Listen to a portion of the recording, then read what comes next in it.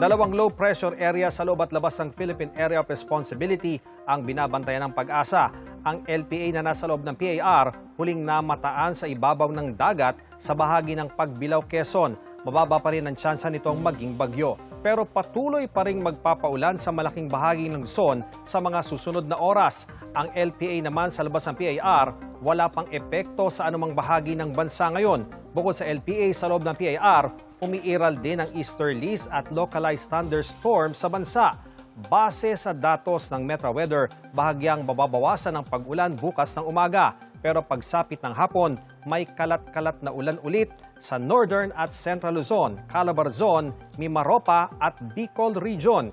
Thunderstorms ang mararanasan ng halos buong Visayas at Mindanao. Posible yang magpabaha o magdulot ng landslide. Hindi rin inaalis ang tsansa ng ulan sa Metro Manila bandang tanghali o hapon.